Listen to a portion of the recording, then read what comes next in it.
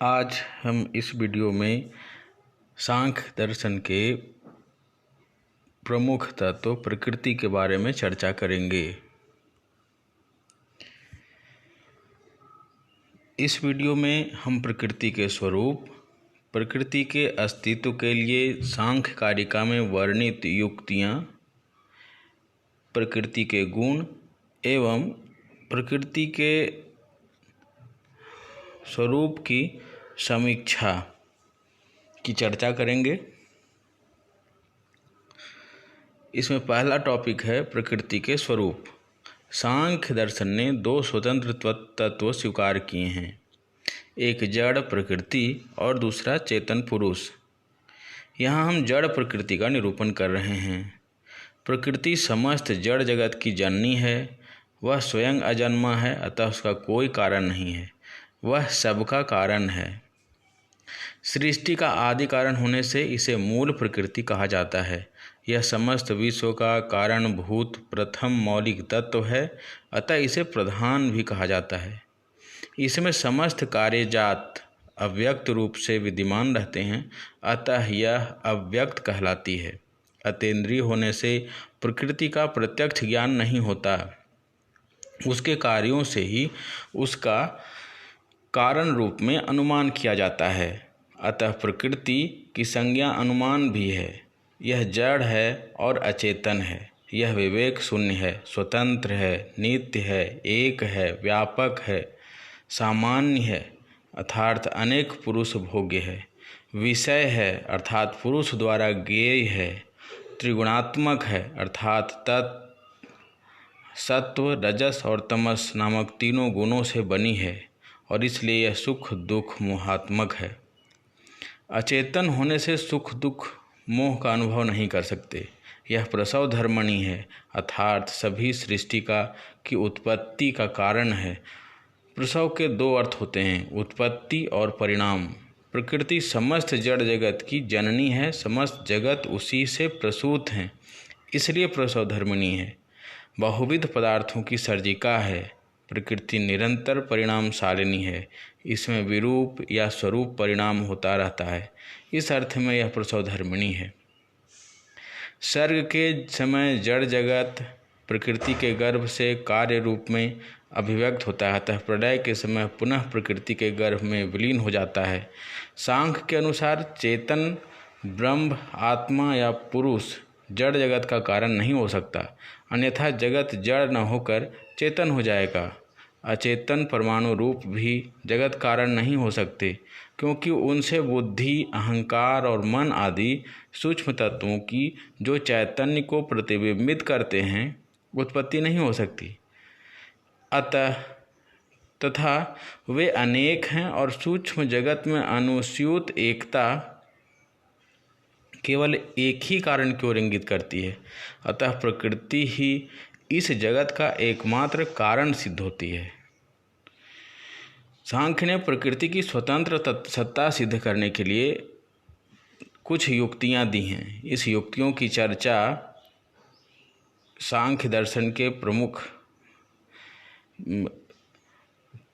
पुस्तक सांख्य कारिका में वर्णित है। इसके अनुसार जो 5 युक्तियां हैं वो इस प्रकार हैं। पहला, इस जगत के सारे पदार्थ सीमित, परिमित, परतंत्र, अव्यापक, अनित्य और अनेक हैं। यह तर्क सिद्ध है कि सीमित असीमित की ओर, परतंत्र स्वतंत्र की ओर, अनित्य नित्य की ओर संकेत करता है। अतः जगत के सब पदार्थों का मूल कारण अवश्य ही कोई असीमित, अपरिमित, स्वतंत्र, व्यापक, नित्य और एक होना चाहिए। यह कारण प्रकृति है।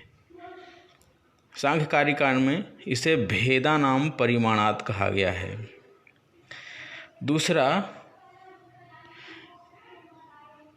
दूसरी युक्ति है कि इस जगत के सब पदार्थ सुख दुख मोहात्मक हैं। जैसे कोई प्रेमिका अपने प्रियतम के संयोग में सुखी, विरह में दुखी तथा विरह की तीव्रता में मोहित करती है, उसी प्रकार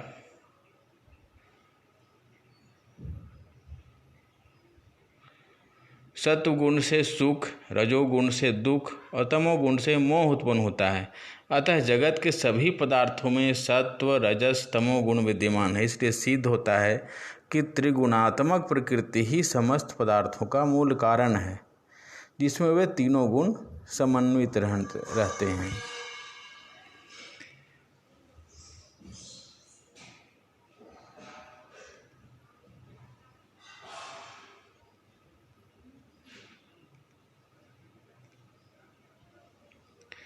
इसके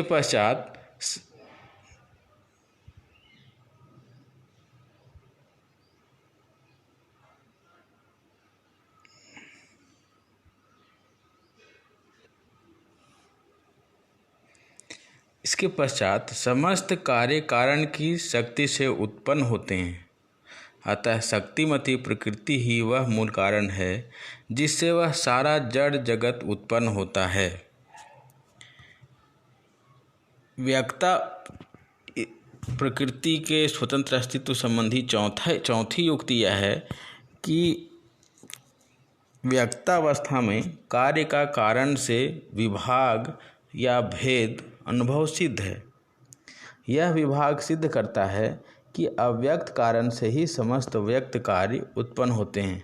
यह अव्यक्त कारण प्रकृति है।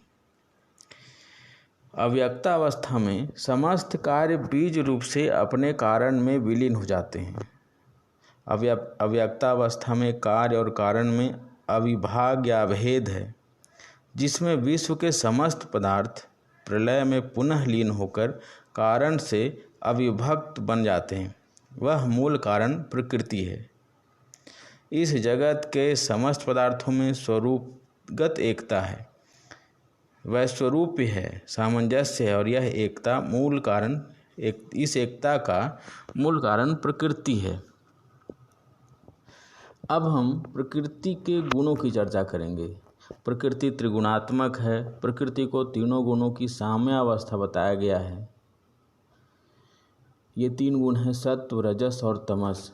ये गुण सूक्ष्म और अतीन्द्रिय हैं, इसलिए प्रकृति के समान इनका भी प्रत्यक्ष नहीं होता। प्रकृति के द्रव्य के गुण या धर्म नहीं है, अतः प्रकृति तथा गुणों में द्रव्य गुण सम्मत नहीं है। ये गुण स्वयं द्रव्य हैं। ये वे तत्व हैं जिनसे प्रकृति बनती है। ये प्रकृति के संघटक तत्व हैं, गुण या धर्म नहीं हैं।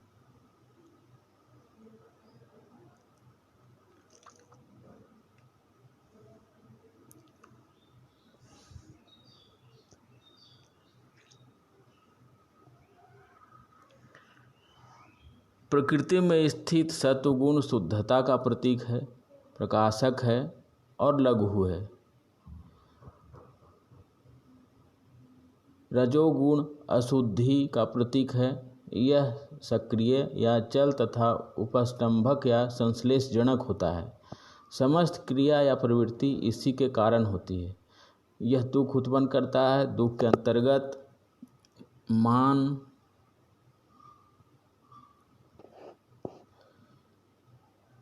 मद, द्वेष, क्रोध, मत्सर आदि दुखद भाव आ जाते हैं। यह रक्त वर्ण है। तमोगुण अंधकार या अज्ञान का प्रतीक है। वह गुरु और वर्णक है, अर्थात आच्छादक है या अवरोधक है। इसका कार्य प्रकाश तथा क्रिया का, सुख तथा दुख का अवरोध करना है। भारी होने से यह अधोगामी है। इससे मोह उत्पन्न होता है। मोह के अंतर्गत प्रमाद, आलस्य, निद्रा, मूर्छा, ज्ञान, विषाद आदि आ जाते हैं। यह कृष्ण वर्ण है। तीनों गुण सदा सम्मिलित रहते हैं एवं एक दूसरे से अलग नहीं किए जा सकते। ये सदा संयुक्त हैं, अतः परस्पर इनका संयोग या विभाग नहीं हो सकता। ये एक दूसरे का तिरस्कार भी करते हैं, उपकार भी करते हैं और परस्पर सहयोग करके सारे पदार्थों को उत्पन्न करते हैं। जिस प्रकार दीपक में तेल, बत्ती और ज्वाला परस्पर विरोधी होते हुए भी मिलकर प्रकाश करते हैं, उसी प्रकार ये तीनों गुण परस्पर विरोधी होते हुए भी मिलकर पुरुष के प्रयोजन की सिद्धि के लिए कार्य करते हैं।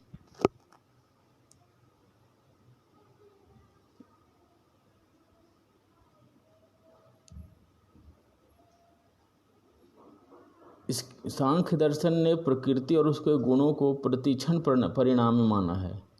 पुरुष कूटस्थ नित्य है, प्रकृति परिणामी नित्य है। गुणों की साम्यावस्था प्रलय की अवस्था है, किंतु उनमें गुणों में स्वरूप परिणाम प्रतिक्षण होता रहता है। विरूप परिणाम गुणों की विषमावस्था होता है। यह संघर्ष की तथा सर्ग की अवस्था है। इससे सृष्टि की उत्पत्ति होती है।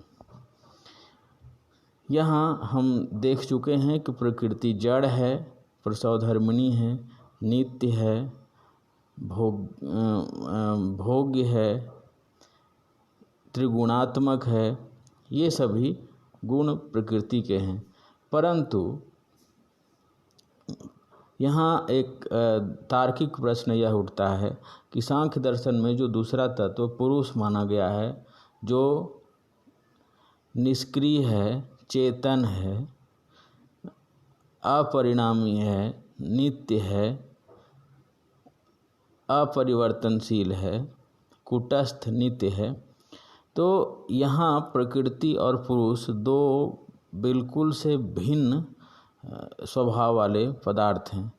और दोनों प्रकृति जहाँ स्वयं के लिए सर्ग नहीं कर सकती, सृष्टि नहीं कर सकती, उत्पत्ति नहीं कर सकती, वहीं पुरुष स्वयं से सर्ग, सृष्टि या उत्पत्ति नहीं कर सकता। दोनों प्रकाश और अंधकार के समान विपरीत धर्म के तत्व हैं। प्रश्न उठता है कि इन विपरीत धर्मी होने के बावजूद दोनों में संपर्क कैसे होता है? चेतन का अचेतन से कैसे संपर्क होता है?